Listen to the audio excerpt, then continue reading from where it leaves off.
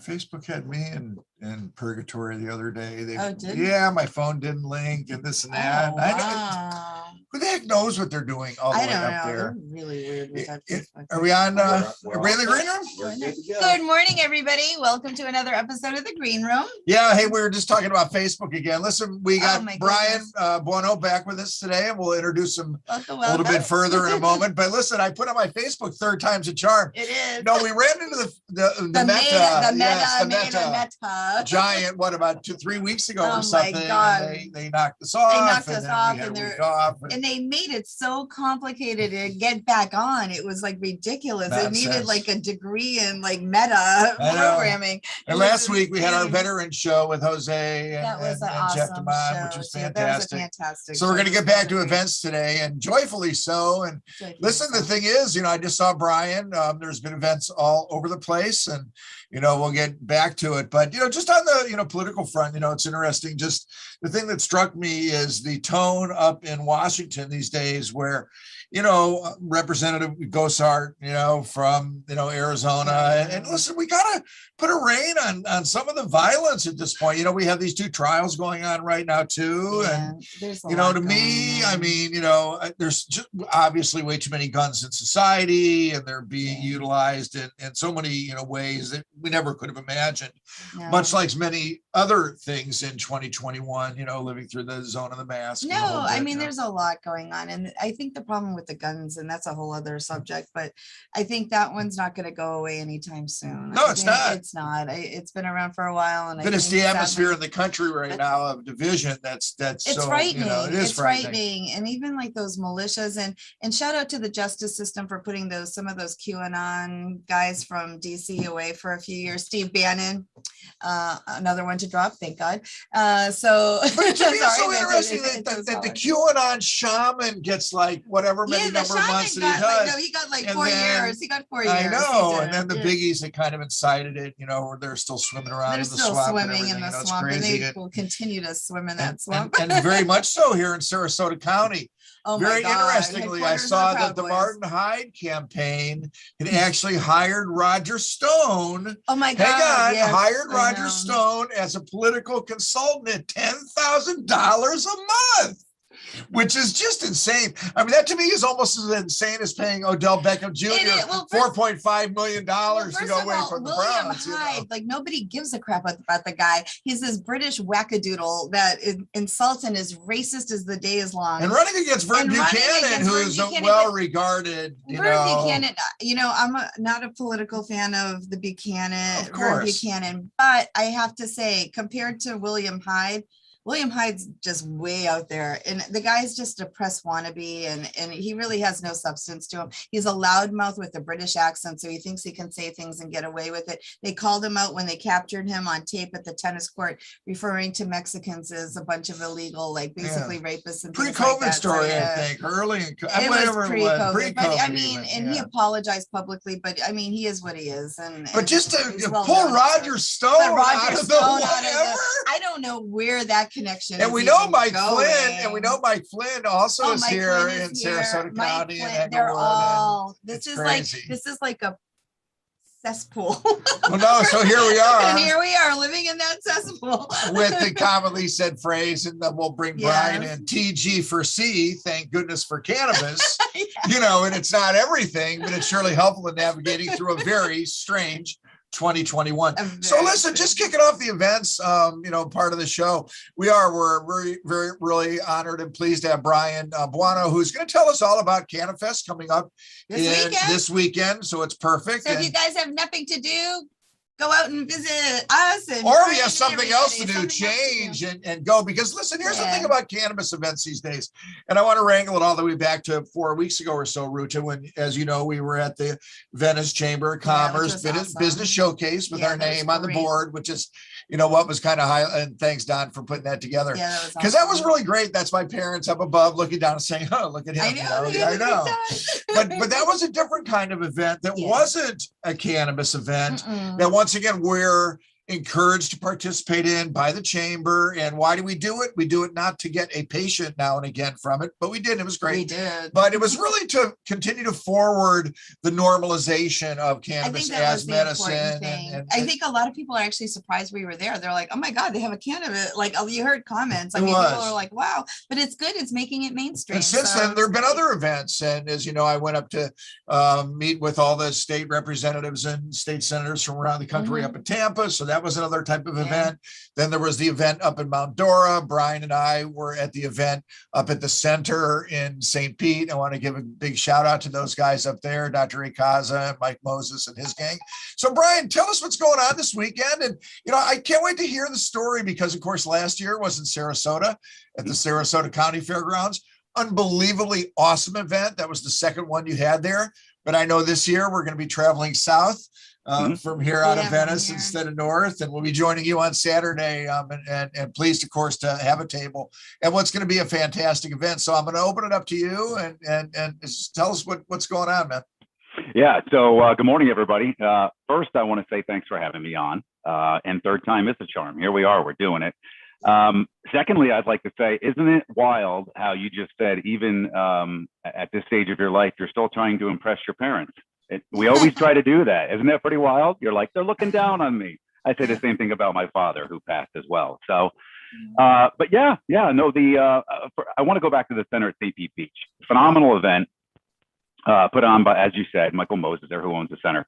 The most important thing for that particular event for me was that the MacDill Air Force Base color guard was there to retire flags in a same event that was there to promote medicinal cannabis for veterans dealing with combat PTSD. It was a very veterans focused event. Cool right. Yeah. It was fantastic. That's awesome. Yep. So we now have an arm of the federal government who has participated, right, in a cannabis related event, which is obviously still a Schedule I drug. Yeah. Go figure, right? Strange times. Wanted to mention that, but on to our event here, happening this weekend, of course, Saturday, day after tomorrow, down in Port Charlotte, as you mentioned. Weather looks good. Let's get the rain out of here. I see Saturday looks glorious. Weather looks absolutely beautiful. You know, we always recommend everybody bring sunscreen and bring your chairs and blankets and ready to hang out for an entire day of food, fun, and music. Where is it in Port Charlotte? Pardon me? Where is it in Port Charlotte? Yeah, so this is going to be at the Charlotte County Fairgrounds. And for those of you who are not familiar, it is directly across El Jobin, which is a road down there, directly across from where the Tampa Bay Rays have their spring training. Oh, okay, cool. Yeah, so anybody who's been down there to see a spring Rays game, or as well as the Stone Crabs, the Port Charlotte Stone Crabs, are a semi-pro ball team, but right across from there, phenomenal venue. And I will share with you the reason why we made the move. One, we just wanted to show some love for the southern part of the Gulf Coast. But candidly, we have a lot more creative freedom in this particular space. It is larger, and it will accommodate more vendors and more attendees. It's offset off the road, a little bit more private. It's got shade, trees, and things like that. So it was just a more advantageous venue for us for this particular year. But, you know, we're always looking for a venue. So if there's anybody listening in that has a venue that can accommodate the festival, certainly April is our next one. And we're actively looking for a venue now for that. So what time does it start, and what's the price, and what kind of things can people expect when they walk through the door? Sure. So gates open at noon for general admission, and you can get your tickets online at srq.com. That'll take you to Eventbrite. Today is the last day to be able to use a code, promo code FRIENDS10, FRIENDS 10. Friends10 will give you $10 off a ticket. Oh, awesome. And you can use that on the website. Tomorrow that code goes away, and it will be $30 all day at the gate as well.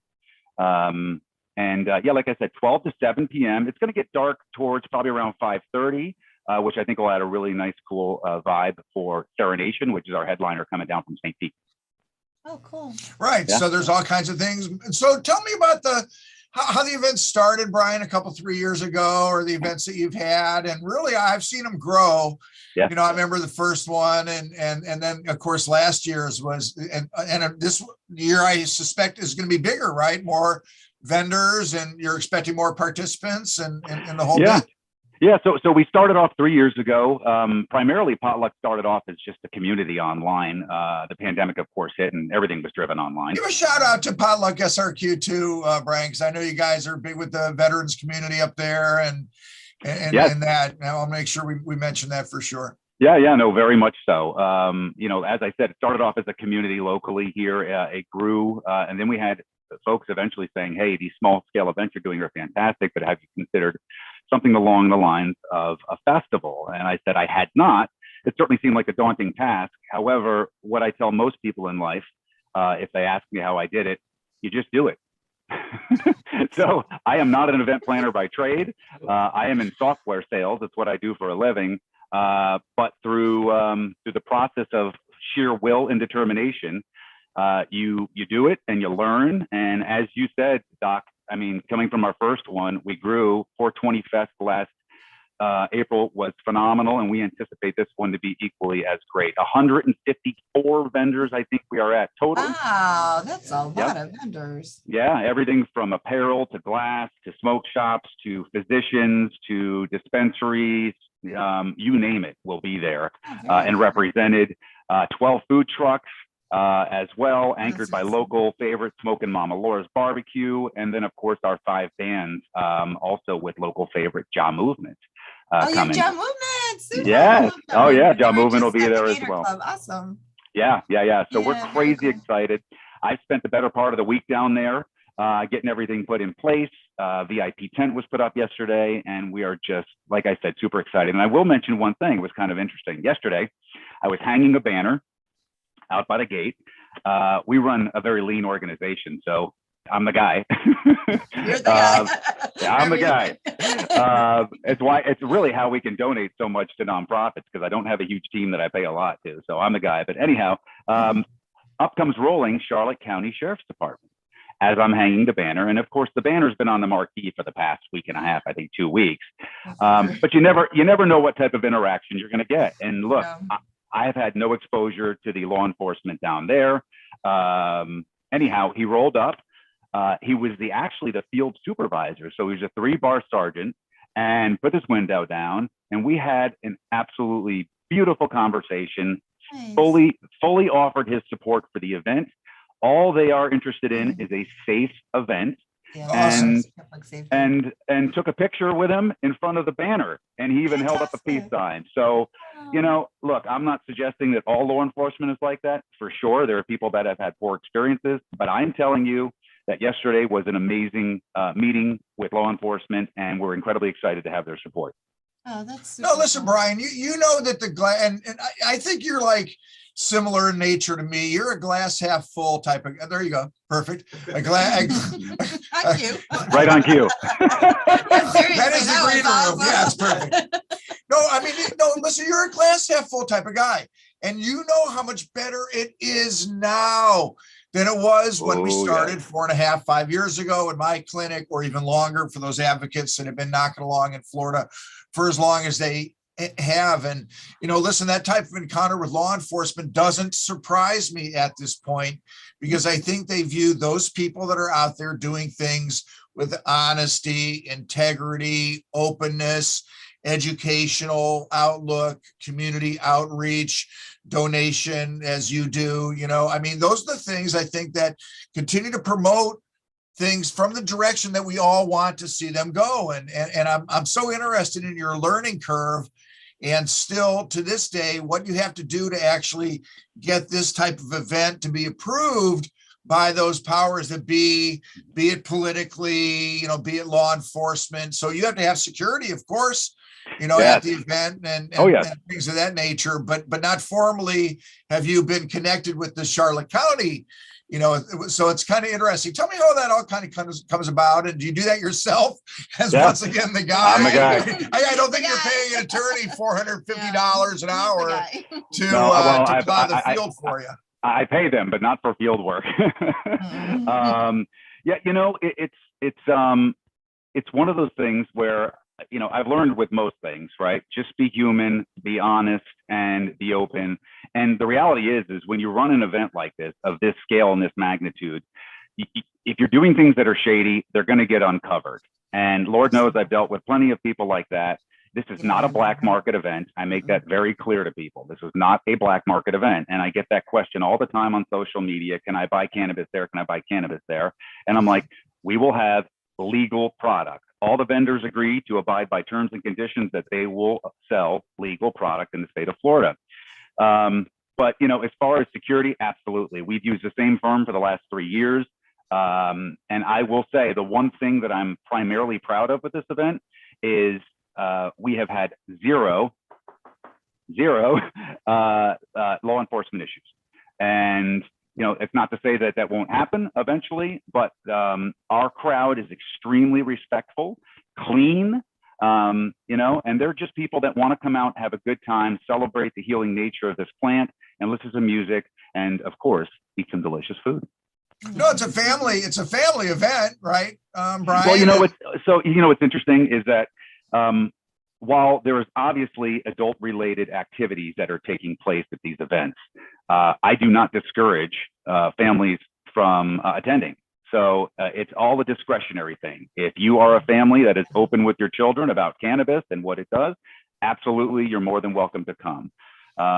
Conversely, though, there are adult conversations that are happening. So just use your discretion. Yeah. Well, I think, you know, once again, it's a focus on the plant as the plant in and of itself, and not just so much the THC, you know, psychogenic effects of the plant. And, you know, once, you know, and I think that leads into a conversation that's a little bit touchy, but I still want to have it. And I'm going to get on my soapbox for a few moments and take it away from events for a minute.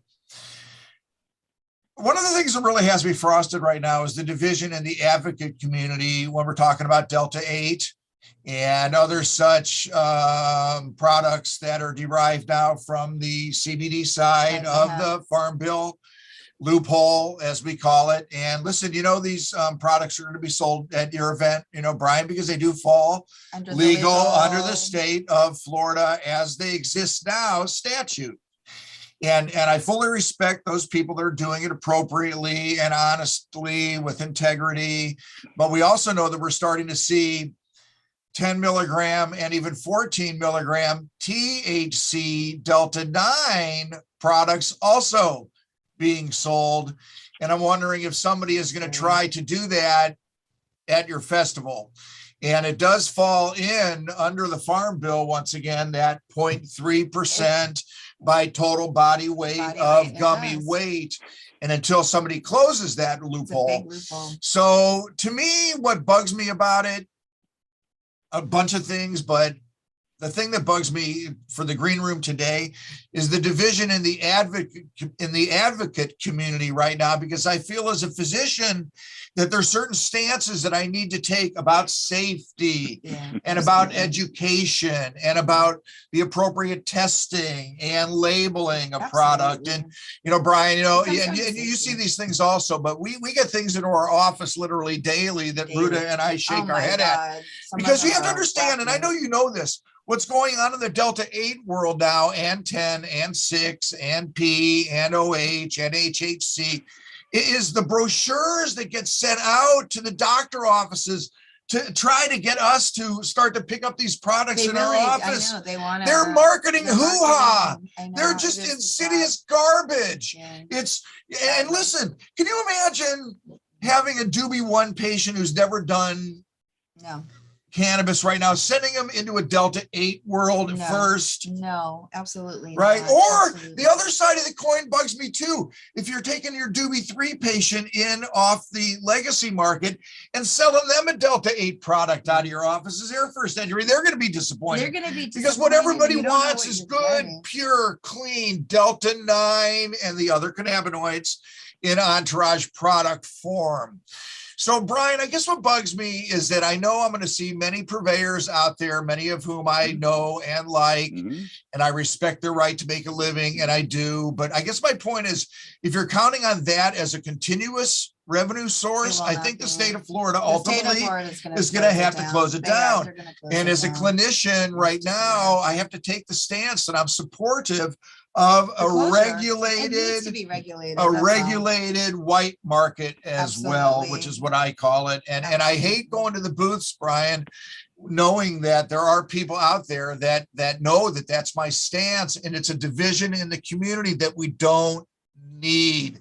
It's a distraction is what it's a distraction, but it's also safety issues, because there was an article and there were pictures of these gummies that had the Delta 9 products, and they looked like little gummies for kids. And again, here you're talking event. If those purveyors are going to put that out, kids are going to, if there are little kids there, they're going to want them just because they look like candy, and it's going to cause a problem. You know, it's not good. It's not safe. So I'm not worried. Protected a little bit. That's for sure. So to me, it's difficult now when I go to, events such as yours, because I like to wander the booths and I like to show everybody, due respect. But it's difficult when you know that some of the products that people that are shucking and jiving right now are not appropriately tested and regulated. So that's my soapbox, and I know you worry about that type of stuff too, man. Well, I first of all, I don't envy your position. I mean, as a physician, when you're right, when you do go to these events and you're exposed to these different types of things, and you have, as a physician, you have a healthcare background, and you understand that, in my opinion, that the plan has been bastardized 10 ways of Sunday to try to create all these different products. Hey, look, first and foremost, let the record state, I'm about personal freedom. Personal freedoms to me matter more than anything else. We're all people. We all have decisions to make in life. If you want to try a product, try a product. It's on you. It's your responsibility, and whatever the impact is going to be, it's going to be. My personal opinions about about Delta 8 and Delta 10 is, why would you use it if you can get Delta 9? I don't get it. Now, I know there's people that say, well, it's legal. I don't have to be on the registry. I don't have to get a card and all this stuff. To me, that's just a bunch of noise. That's my personal opinion. But for those that enjoy it, feel free to enjoy it. To me, personal freedom is more important than anything else. But yeah, sure, but the claims, but you have to be honest with your claims. And like I said, well, yeah, I mean, you read some of the things that we get. You should see some of the people that are coming through here. Oh no, I get it. What they're pitching. I mean, some of it's like, okay. And quite frankly, people don't understand why we don't. Yeah, and why you got to educate yourself. Challenge us even. They're like, why don't you? How like, can you not? How can you not do There's too much money involved. Yeah. The reality in my world is that you have to be educated. To me, there is absolutely zero excuse. I don't care if these people that walk into a dispensary and say, well, I didn't know, and they gave me this and they gave me that. Okay, well, do your homework. Yeah, take the time to do your homework. Don't, this whole, we're releasing personal responsibility and I'm going to shove it off on everybody else that I'm a victim and this happened to me. And I realize I'm getting on my soapbox now, but I don't care where you are in life. You're the guy, you can. if you're at a cannabis event and you try something, and I tell people, I've seen it before, you go to these events and people get all excited and they're shoving all these things in their mouth. What the heck are you doing? Right. Seriously, at the end of the day, they're going to be like, ooh. Yeah. So be smart about it, have a good time, but, be educated. And if you're not, and you have an adverse reaction or an effect, candidly, that's on you. And we hope that doesn't happen. And like I said, I've seen the market. You want to hear, marketing being a great thing here. The gummies, right? Gummies are marketed as sativa, indica, uplifting, and all that stuff. That's a bunch of hoo-ha. Your liver processes a gummy the same exact way. It's marketing crap. So every gummy that you take, unless something has been added to it, your liver is going to process it the same exact way. There is no sativa indica gummies for everybody out there that's listening. That's what's so ironic about it, is that actually the edible form, the gummy, is that form that we don't want the newbies to wander into first. Couldn't agree more. Right. Couldn't agree more. Once you eat it, you're along for the ride. Sorry. Right. There's so many layers. There's so many layers to it. But when you read in some of the literature that gets sent out to me, and like I said, I just shake my head at it. Oh, yeah. The Delta 8 is a smoother high. And they were pitching it. Yeah, it's nonsense. For some people, it's going to be an unbelievably anxiety-inducing experience. Especially. Hey, Doc, I was in Nashville. 2 months ago. in downtown Nashville, which if you've ever been there, might as well be like Vegas, the mini Vegas. They have push carts now, push carts that say THC on it, which if anybody knows anything about Tennessee, not legal, but they have push carts that say THC. What is it? It's Delta 8. And you have people by the droves flocking to these push carts that look like they just came out of, a van in the back alley. Who knows what the heck is in these? Right. Who knows what the heck is in these things? No, Greg Gerdeman. Greg's in Nashville, and he didn't tell us about the push carts, but he's not. But he did tell us about the 30 milligram THC cookies that will hit, the vape shops and this and that. They get gobbled up in about 2 hours because the kids scope them out. And once again, they're fitting in that milligram amount of THC. And, Brian, it's supposed to be hemp derived THC. That's where I shake my head at it. So that's a lot of biomass, to derive in a less than 0.3% and under plant, that amount of THC. So I don't call anybody specifically out, but I call everybody out is where is that THC really coming from? And it's crazy, but yeah, I mean, it's a wild, wild west out there. It is, but you drive down Sarasota streets and you'll see like shops that have like huge signs that say we sell THC here. I'm like, wow.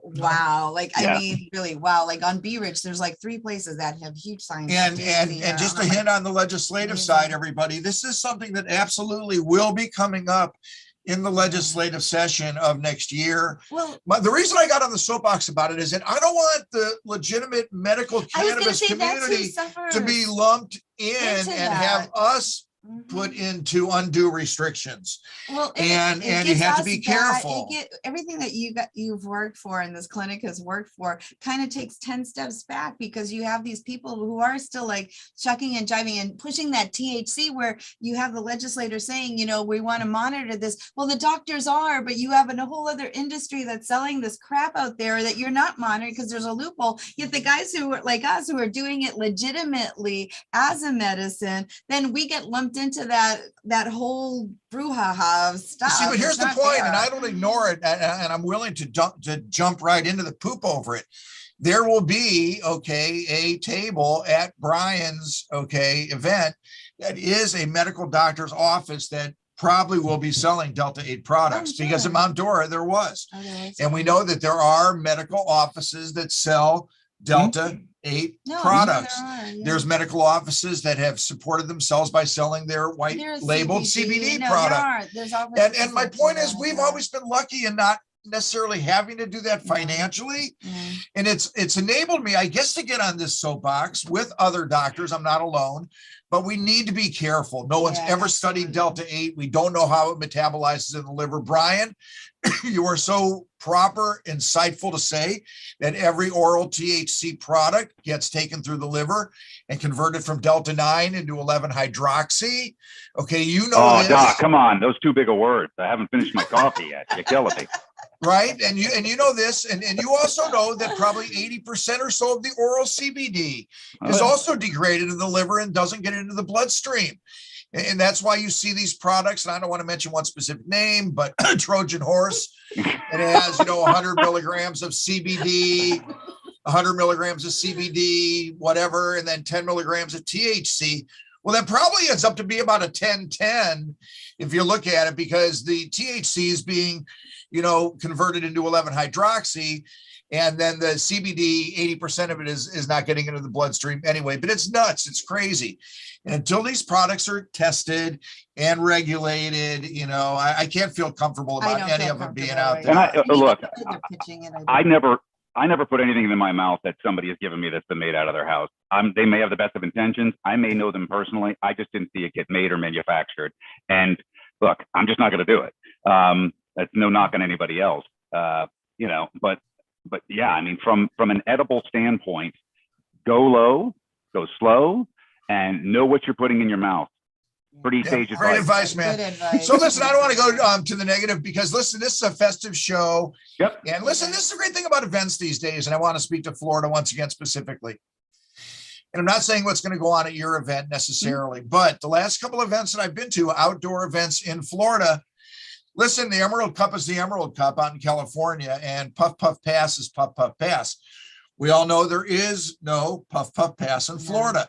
Not allowed to share your medicines. We also know there are venues that you can and you can't use cannabis. We all know that. But I will say this, it's been a pretty liberal environment in the last couple outdoor events that I've been to. And you know what? That's a tremendous thing.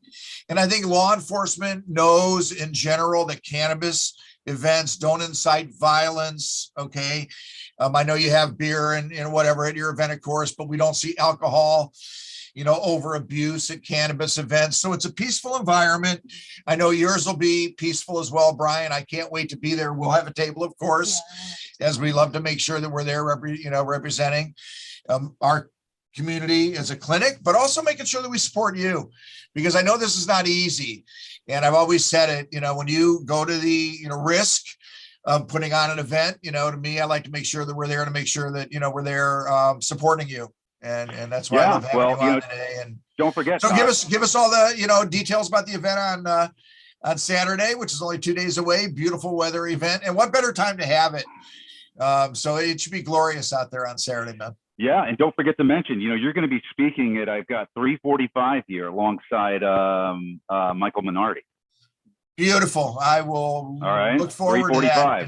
So somebody in the office, write that down. So Doc's near the stage at 345. I'll be there. I got it. Going to be manning. Shaq's going to be looking at me. Yeah. So we're going to have that in between. And, and I will say the thing about the beer, because you do bring that up. While this is primarily and will always be a cannabis-centric event, because we have music, there are people that are there for the music and aren't necessarily there for the cannabis. So, and the reality is they want to enjoy a cold beer. So that's why we have it, for no other reason than that.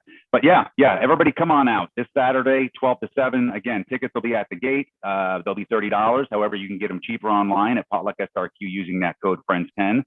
And we're crazy excited to see everybody. And of course, really excited to see you all there. So is there any kind of VIP thing at all, Brian, or are those all sold out already? Or yeah, that's why I didn't mention it. Yeah, they are sold out. Yeah, VIP sold out really because fast. It just shows, I mention it because it just shows how popular this event is. And everybody that has not experienced one of these events anywhere, or even here in, let's put it, relatively repressive Florida. But when I tell you it's a glorious event, you'll be amazed, and you'll just walk around really with a very good feeling about where we're going as a cannabis community as we go forward.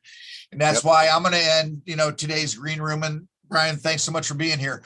With that call out for unity and just good common sense. And let's all pull on that rope together with safe, educated access to the plant we know benefits people, every day. And can't wait to see you, Brian, on Saturday. Yeah, my mantra is this to everybody: be the change you want to see. If you want to see change, then behave that way, act that way, and conduct yourself that way. So thank you. With you. So appreciate you. To our audience, we're going to be off next week. Happy Thanksgiving. Please, everybody, if you're traveling, drive safely.